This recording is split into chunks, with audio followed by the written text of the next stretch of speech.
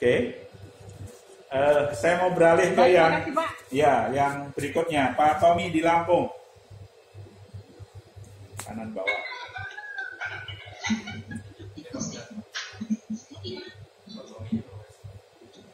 Mana tadi? Live. Masih paling atas. Ya, silakan Pak Tommy. Sudah kelihatan dari sini.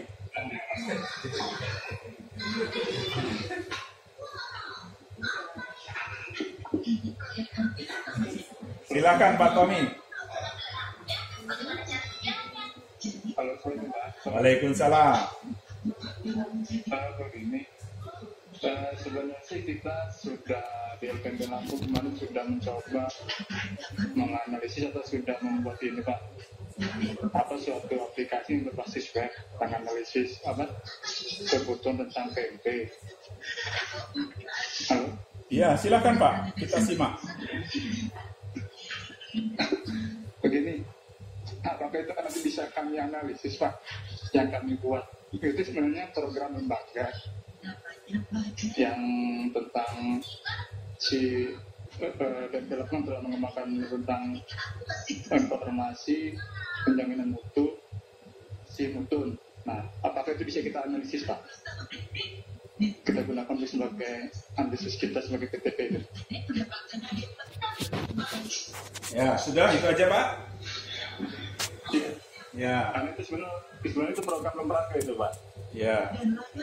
Jadi begini Pak, program yang sudah ada tidak bisa Bapak analisis, apalagi itu sebenarnya aplikasi yang berfokus pada untuk manajemen mutu ya. Jadi karena itu tujuannya bukan untuk pembelajaran, tidak masuk ranah dalam PTP. Jadi PTP itu fokus kepada mengatasi persoalan pembelajaran. Kalau di dalam mencapai mutu itu sekolah, gurunya, kepala sekolahnya harus belajar, PTP menawarkan aplikasi-aplikasi apa yang membuat mutunya sekolah itu meningkat, rapornya meningkat. Mestinya fokusnya ke sana Pak. Jadi mohon maaf kalau yang penggunaan aplikasi itu walaupun teknologi canggih itu bukan ranahnya PTP, itu Pak. Kita beralih ke Bu Resti, silahkan Bu Resti di Jawa Barat, Kumaha, iya teh Bandung. Bu Resti. Bu Resti, Bandung, CPR.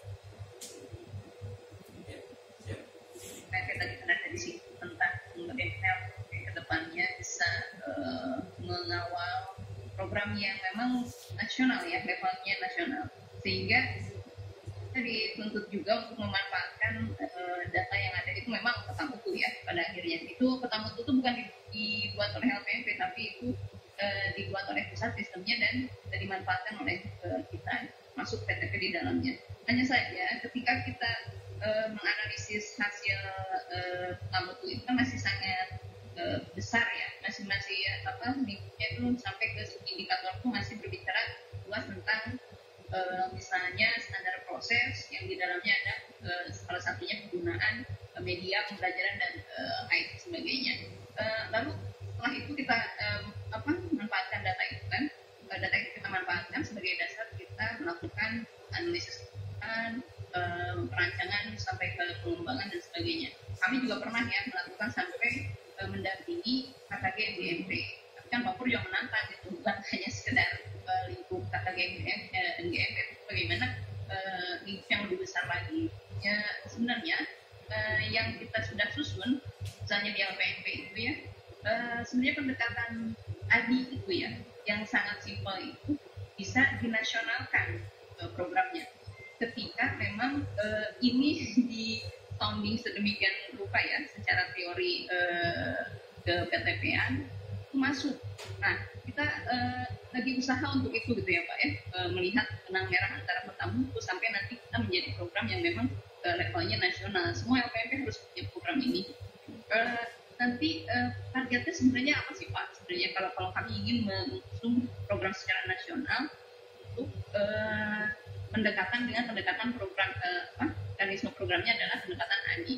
Apakah dengan menghasilkan produk yang secara otomatis dia nanti hasilnya adalah meningkatkan kualitas pembelajaran atau level pemahaman guru atau kita ya target kita si objek kita itu meningkat kompetensinya, itu juga kan termasuk ke dalam peningkatan kompetensi standar KTK misalnya, pendidikan tenaga pendidikan. Atau harus dua-duanya gitu kan? Yeah. Mereka bisa melakukan hal yang sama atau mereka sebagai pengguna user saja. Kita menjalankan semua proses tadinya secara mandiri atau kita tim saja. Sampai mana sih sebenarnya target yang lebih baik? Kalau kita pengen program nasional itu berjalan gitu. Oke. Good question, Bu Resti. Terima kasih. Jadi respon saya begini. Bu Resti, di penjaminan mutu secara nasional sebenarnya beban yang sangat berat bagi direktorat dalam hal ini yang ada di Dirjen Dikdasmen bersama LPMP harus memastikan mutu pendidikan kita itu bagus, apalagi kalau mau berstandar internasional.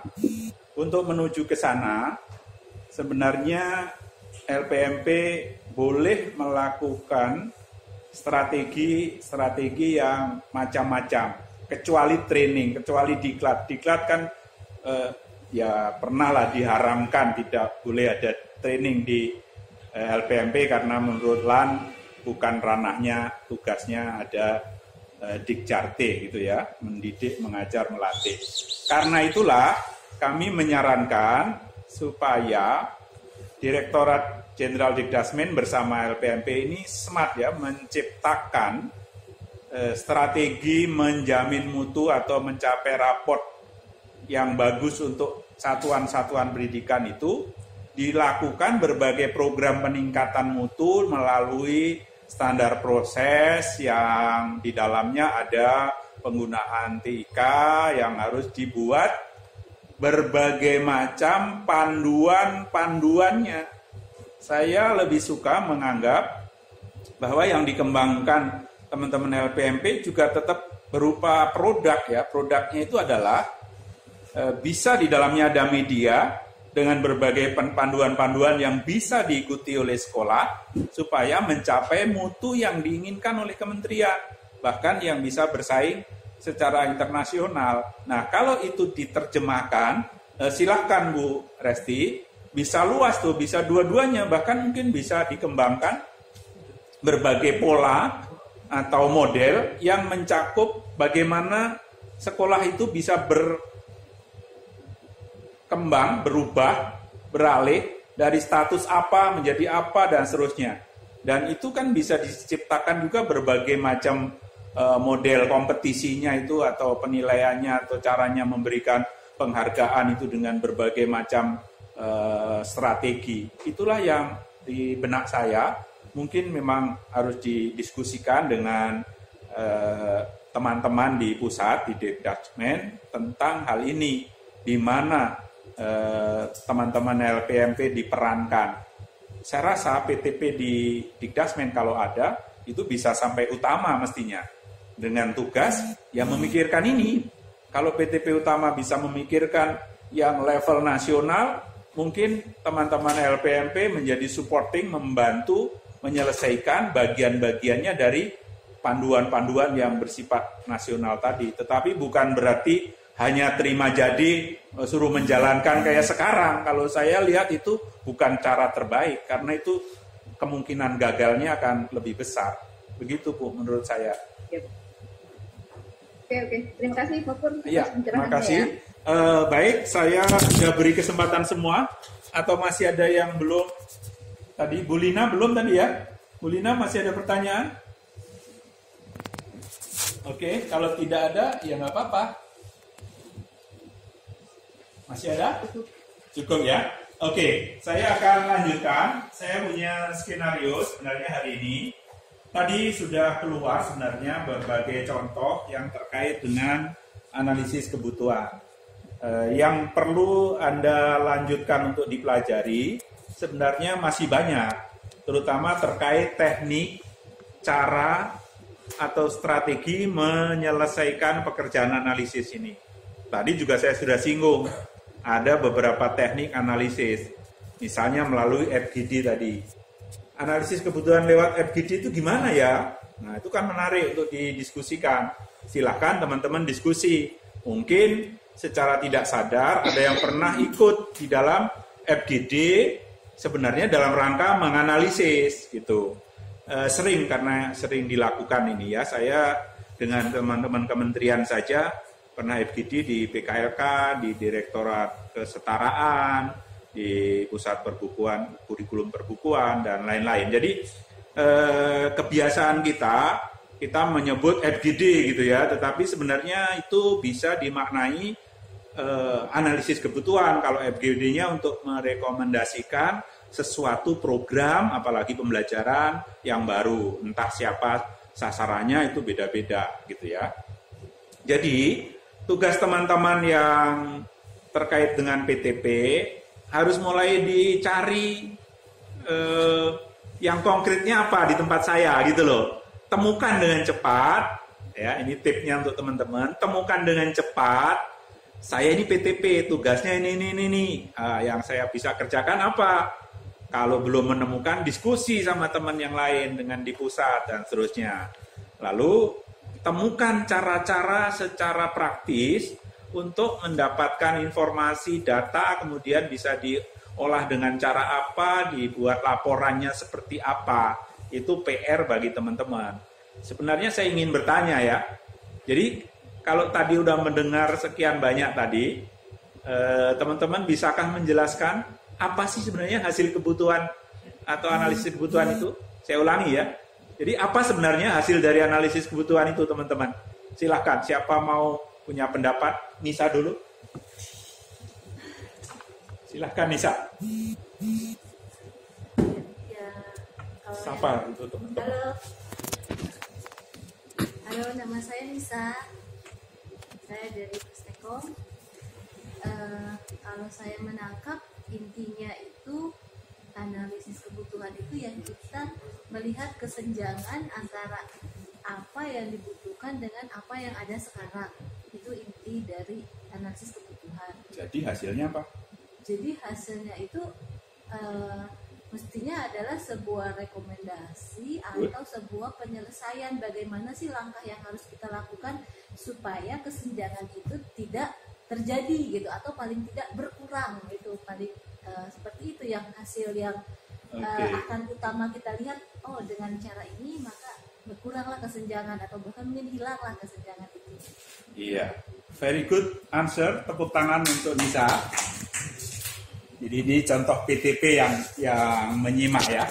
Jadi betul, hasil AKD itu selalu yang tidak boleh lupa di laporan itu adalah rekomendasi. Jadi ada kesimpulan bahwa ini kesenjangan ini disebabkan ini, lalu masalahnya ini diketahui, maka Anda merekomendasikan. Cuma tadi ada belum lengkap ya, nilainya tadi baru 80 ya, tepuk tangan tapi. Lebih lengkap lagi, rekomendasi tentang apa pertanyaan saya. Nah, siapa ini mau jawab?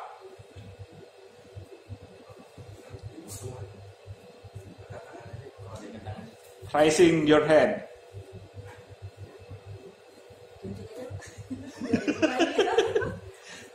Ya itu Bu Nova, silakan.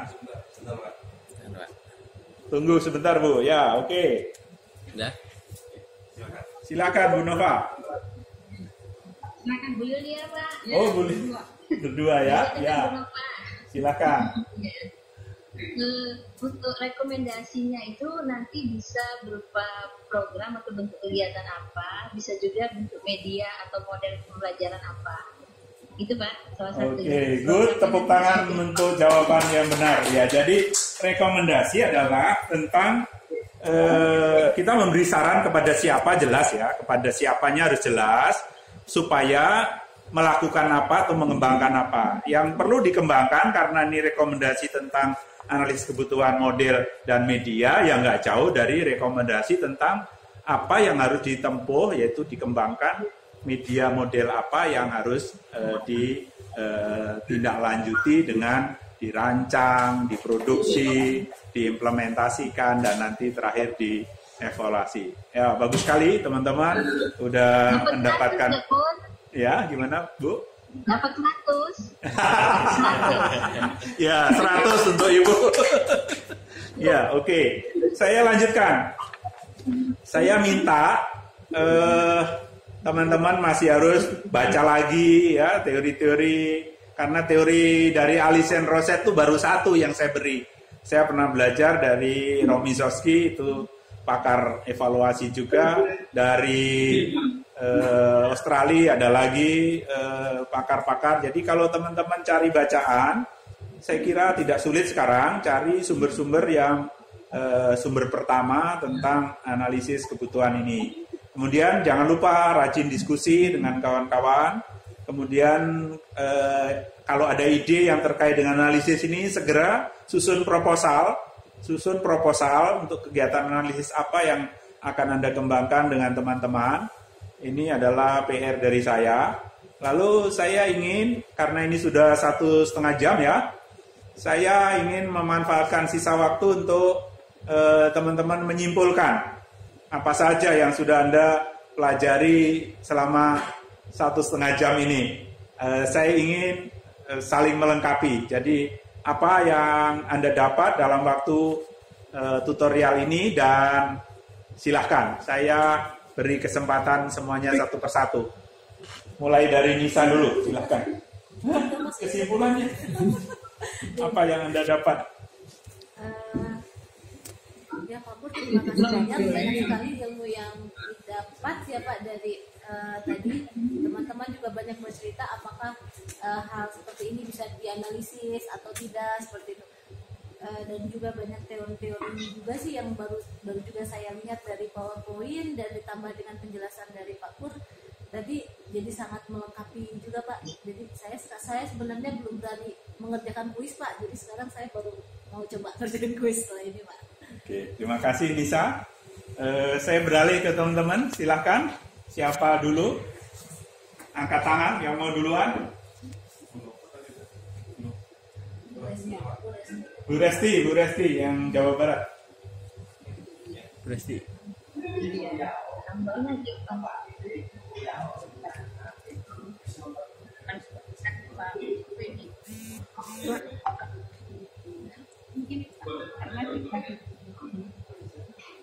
Bu Resti. Yang lain di mute. Iya, diulangi Bu, diulangi, kurang jelas tadi. Di mute yang lain. Ini ya, garis bawahnya adalah bahwa yang Pak Pur bilang itu analisis kebutuhan, bukan analisis kebutuhan gitu.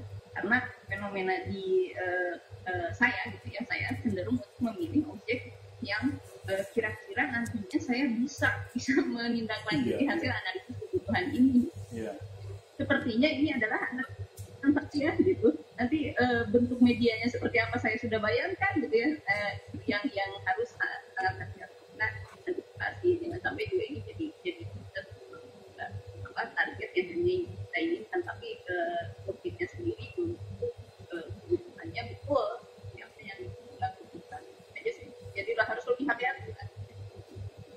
Iya, oke. Good, kesimpulan yang bagus. Silakan teman-teman juga punya kesimpulan yang sama. Memang walaupun kebutuhan ini bisa luas, memang harus ada fokus istilahnya. Makanya ketika kita membuat desain atau rancangan instrumennya analisis kebutuhan, kita tetap harus fokus. Tapi tidak jarang kita mendapatkan pesanan gitu Bu Resti dari atasan, tolong dianalisis sekomprehensif mungkin. Solusinya nanti bukan hanya untuk Anda, solusinya bisa untuk non-diklat, untuk non-PTP dan seterusnya. Itu tidak tertutup kemungkinan seperti itu Bu Resti. Jadi betul, yang bagus adalah yang mengarah kepada pekerjaan kita. Tetapi tidak boleh dong seorang PTP yang sudah nanti jenjangnya di atas itu egois, hanya memikirkan dari kacamata dia. Tentu kita harus siap juga untuk melakukan analisis kebutuhan yang nanti butuh training, kita deliverkan ke bagian training, ke Pusdiklat, ke P4TK. Kalau yang membutuhkan solusi pengembangan model, media, dan seterusnya, menjadi ranah teman-teman di Balai Pengembang dan seterusnya. Tidak apa-apa itu, Bu. Jadi kesimpulan Ibu oke, tetapi kalau dikaitkan dengan analisisnya seperti apa, itu sangat diserahkan pada teman-teman. Terima kasih Bu Resti. Yang lain berikutnya, raise your hand.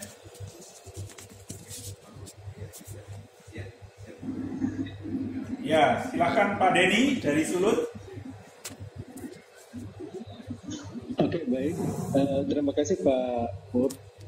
Tentu setelah mendengar penjelasan dari Pak Pur selama 1,5 jam ya kurang lebih, tentu saya sangat merasakan ternyata bahwa pembuatan analisis kebutuhan itu merupakan hal yang penting dan wajib kita buat demi tentu mencapai tujuan yang akan kita capai nanti. Jadi entah itu berupa rekomendasi atau tindak lanjut, atau sebuah model pembelajaran mungkin atau media pembelajaran yang akan kita hasilkan, tentu itu sangat berguna. Jadi analisis kebutuhan yang kita buat tentu sangat berguna untuk hal ini. Demikian Pak. Ya, terima kasih Pak Denny. Lanjut ke yang lain, silahkan angkat tangannya. Ya, Bu Pipih kelihatan duluan. Kiri bawah.